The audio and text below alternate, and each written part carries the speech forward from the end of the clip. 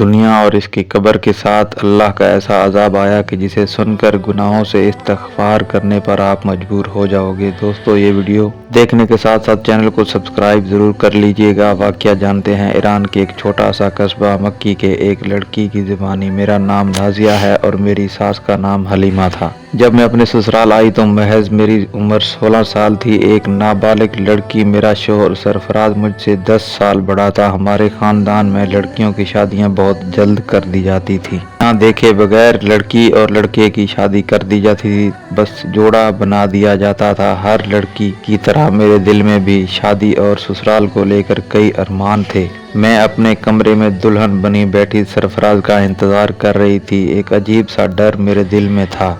न जाने मेरा शौहर कैसा होगा और ससुराल वाले कैसे होंगे। अभी मैं यही सोच रही थी कि अचानक मेरा घूंघट झटके से उठाया गया। घबराकर जब मैंने नजरें उठाई तो मेरे सामने मेरी सास हलीमा खड़ी थी। माथे पर बल, आंखों में गुस्सा और सर से पांव तक मुझे घूरने के बाद उन्होंने जो बात कही, इससे मेरा चेहरा सुर्ख हो गया। कहने लगी, तुझे यहाँ ब्याह कर लाई हूँ तो मेरी बात कान खोल कर सुन ले। पूरे खानदान में जितनी भी औरतें हैं सब ने पहली औलाद बेटा ही पैदा किया है। तेरी बहनें, तेरी भाभियां और बाकी औरतें सब ने 2-2 हीरे पैदा किए हैं। अब तुझसे भी यही उम्मीद है कि तुम मुझे जल्दी से पोते का चेहरा दिखाएगी। मैं घबराते हुए सर झुकाकर इनकी बातें सुनती रही, मगर अगले ही पल उन्होंने धमकी भरे लहजे में कहा, मुझे पोता ही चाहिए और वो भी इसी साल चाहिए। मेरा एक ही बेटा है और मैं इसकी नस्ल को आगे बढ़ते हुए देखना चाहती हूँ। अगर तूने मेरी बात मानी और मेरी ख्वाहिश पूरी की तो मैं तुझे इस घर की रानी बनाकर रखूंगी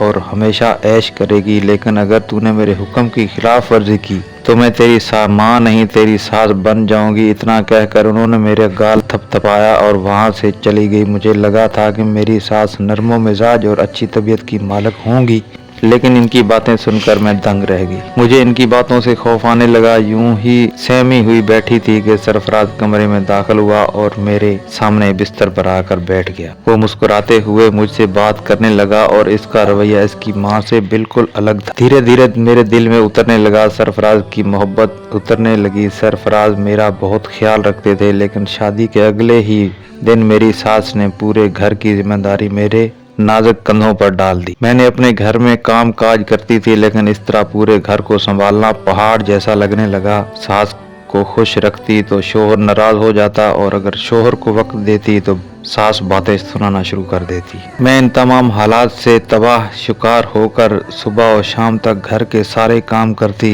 अगर सास के रिश्तेदार आ जाते तो इनके लिए खाना अलग से बनाना पड़ता। रात को सरफराज आता तो मेरी थकी हुई सूरत देखकर वो कहता, अपनी हालत तो देखो, नई नवेली दुल्हन ऐसी होती है, तुम्हें देखकर ऐसे लगता है जैसे हमारी शादी को 10 से 15 साल हो चुके हो। कम से कम अपने आप को संवार कर तो रखा करो, हर वक्त नौकरानी बनी रहती हो। सरफराज की यहाँ बातें सुनकर मेरी आंखों में आंसू आ गए। मैं रो रो कर कहने लगी, क्या करूँ, पूरा दिन घर के कामों में लगी रहती हूँ। जिस वक्त आप घर आते हैं इसी वक्त मुझे फुर्सत मिलती है।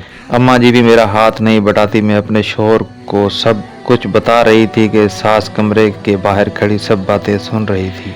वो फौरन हाय हाय करती अंदर दाखिल हुई और गुस्से में कहने लगी, यहाँ यही देखने को सब कुछ रह गया था।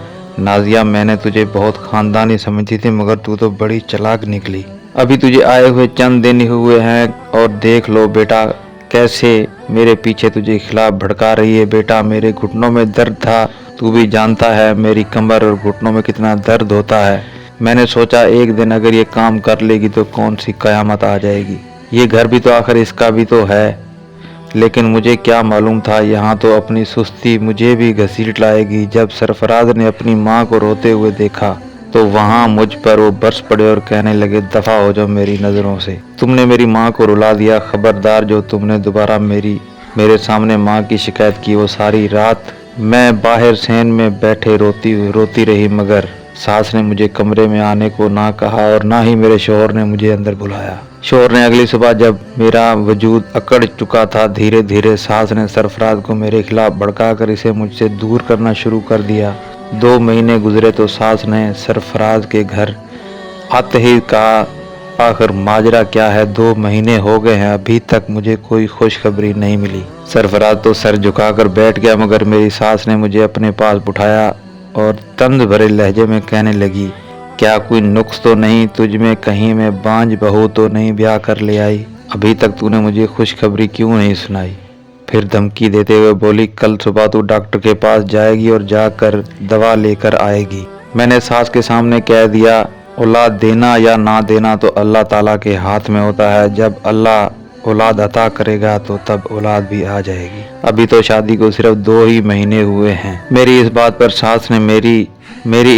पर मेरी सास ने चोटी पकड़ ली, बालों से खींचते हुए मुझे अपने सामने कहने लगी, तेरी इतनी मजाल जो तू मेरे सामने ज़बान चलाए, तू होती कौन है यहाँ ये कहने वाली। मुझे बच्चे की औलाद चाहिए और वो भी मेरे सामने, वरना 2 मिनट नहीं लगेंगे तुझे सरफराज से तलाक दिलवाकर इससे घर से निकलवाने में। तलाक का नाम सुनकर मेरा वजूद कांप गया। मैं रोने लगी और सरफराज से कहने लगी, सरफराज चलिए डॉक्टर के पास चलते हैं। मेरे इसरार करने पर सरफराज मुझे डॉक्टर के पास ले गए। तमाम टेस्ट ठीक आया। डॉक्टर ने कहा, कुछ दवाएं दे दी। कुछ महीनों के बाद मैं प्रेग्नेंट हो गई। सास बहुत खुश हुई और खुशी खुशी मुझे मिठाई ला के खिलाई और बोली कि मेरा अब तो पोता आने वाला है, मैं पोते की दादी बनने वाली हूँ। मैं भी दिल ही दिल में दुआ कर रही थी, अल्लाह करे मेरी पहली औलाद बेटा ही हो, वरना मेरी सास तो मेरा जीना हराम कर देगी। सास के कहने पर मैं भी बेटे का तस्वर करती, मगर जब रात को कुरान पाक की तिलावत करके सोती तो ख्वाब में मुझे एक बेहतरीन और हसीन लड़की नजर आती। वो इतनी खूबसूरत थी कि मैं इसे अपनी गोद में लिटाकर लोरियां सुना रही होती और इसके से प्यार से कह रही होती। सुबह मैंने यहाँ हंसते हुए अपने शोहर को कहा, इसके चेहरे पर बल पड़ गए। कहने लगा, खबरदार ये बात जो तूने अम्मी के सामने बेटी का जिक्र भी किया तो तुम जानती हो कि अम्मी तो वैसे ही बेटी के नाम पर चिड़ी हुई है, वहाँ सिर्फ और सिर्फ पहली औलाद बेटा देखना चाहती है। बस दुआ करो बेटा हो जाए, अम्मी खुश हो जाएगी। मैं चुप सी होकर रह गई। 5 महीने गुजर गए तो सास मुझे सीधा डॉक्टर के पास ले गई। अल्ट्रासाउंड करवाया तो डॉक्टर ने बताया, जुड़वा बच्चों की माँ बनने वाली हूँ मैं। ये बात सुनकर मेरी सास खुशी से इंतहा न रही। वो फौरन मुस्कुराते हुए कहने लगी, खैर से मेरे 2 पोते आने वाले हैं। मगर डॉक्टर ने अगला जुमला कहकर इसकी खुशी को मिट्टी में मिला दिया। डॉक्टर बोली, अम्मी जी पोते नहीं बल्कि पोतियां, दरअसल आपकी बहू तो शहजादियों को जन्म देने वाली है। आपकी बहू के घर पे 2 पोतियां आने वाली हैं। ये सुनते ही सास का चेहरा बिगड़ गया, वो भी सुनकर, मगर मेरा दिल तो खुशी से झूम उठा के 2 बच्चों की माँ बनने वाली हूँ मैं। काश कोई मेरी सास के दिल से ये बुरे ख्याल निकाल पाता कि बिल्कुल वो खामोश हो गई। अगर हमारी वीडियो पसंद है इस चैनल को लाइक और सब्सक्राइब कीजिएगा और इस वीडियो का दूसरा पार्ट प्रोफाइल के अंदर है और लिंक डिस्क्रिप्शन के अंदर मौजूद है।